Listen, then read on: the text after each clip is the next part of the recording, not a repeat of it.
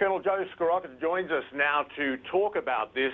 Colonel, thanks for your time. So it appears a strike did happen. We know that much on that date, but there are so many questions that remain. I mean, were houses hit? Was a truck bomb hit? Were houses booby-trapped? Is there any clarity you can offer? Well, Michael, thank you for having me today. And I'll tell you, the death of innocent civilians in war is a terrible tragedy, no matter how many, and it weighs heavily on our hearts. And that's why we're doing an assessment right now to determine the validity of the allegation and to find out the answers to your questions. For sure, we really can't say for sure right now. How does the U.S. investigate when it's not there on the ground? It's pretty difficult, I would imagine. Iraqi forces are there, but one presumes U.S. investigators are not. That's correct. The coalition takes all allegations, and a lot of times we don't have specific locations. We get a lot of these allegations directly from social media, and they're not very specific. Once we determine we have enough facts to conduct an investigation, we'll look at lots of different types of evidence, such as strike videos, witness accounts, even social media input, and any other evidence that is presented to us to determine if the allegation is credible. And like you said, we don't have people on the ground. In this case, the area was just recently liberated from ISIS, so the Iraqis have just gotten some people there. So we'll take any evidence that they are able to present to us as well. It's such a difficult environment. One of the Iraqi vice presidents, Osama al-Nujafi, he's from Mosul, and he actually said the other day that there, in his words, has been a change in the rules of engagement that, again, his words, he said it has cost hundreds of civilian lives. Has there been any change? Is there any broader discretion to commanders on the ground? No, Michael, there's been no changes to the rules of engagement. There's been no additional authorities given to commanders here in Iraq or Syria.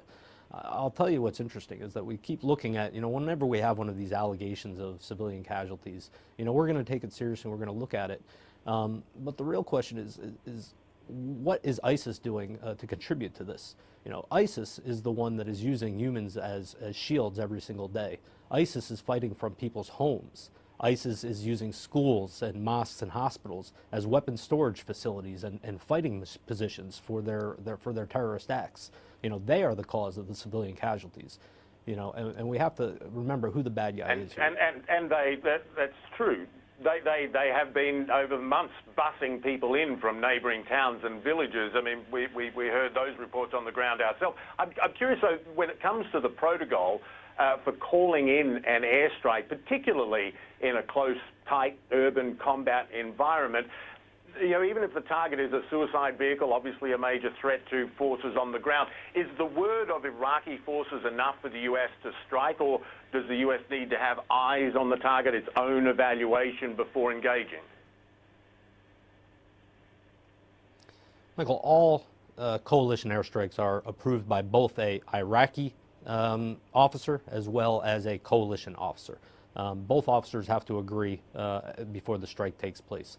And in many of these cases, we have to ensure, of course, that the strike is proportional. We don't want to use ammunition that is oversized to the target. If we're trying to take out some ISIS snipers, perhaps on a roof, we're not going to use a large bomb that's going to destroy a building. We're going to make sure that we use a proportional munition that will kill the fighters, but leave the building standing. We want to return Mosul to the people of Mosul, in one piece. Our idea, our goal is to preserve human life, not take it from innocent civilians.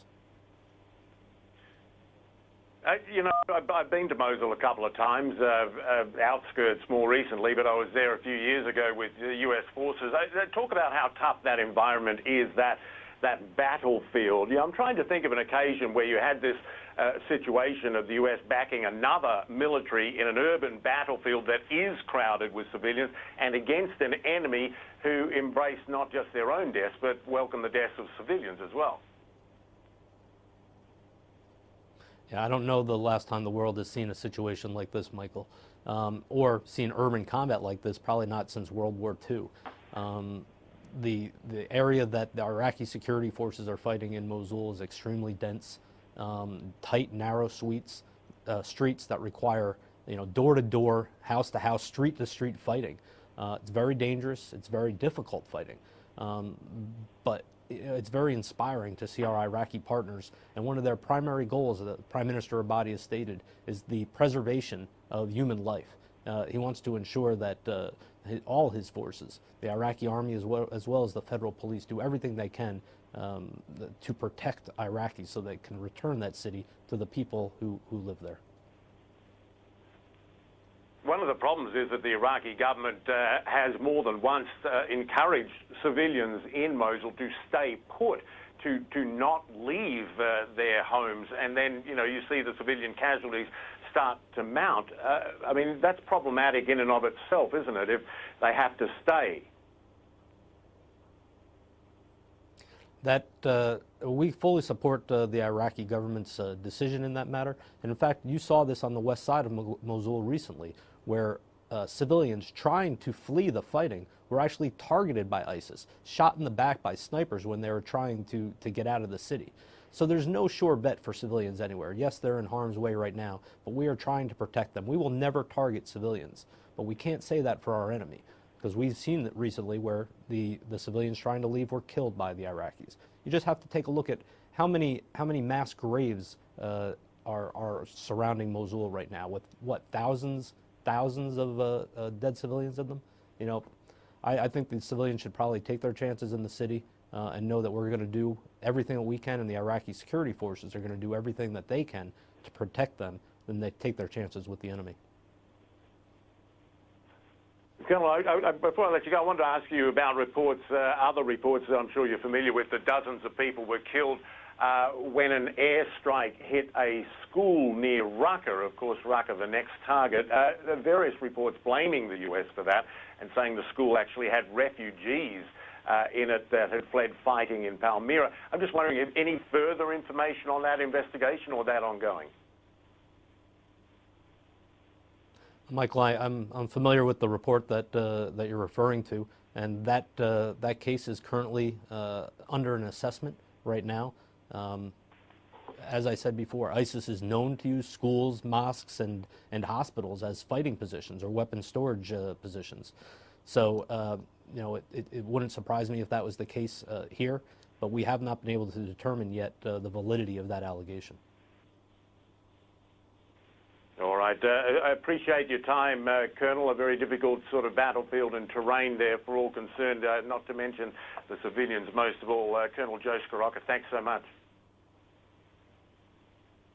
Thank you, Michael.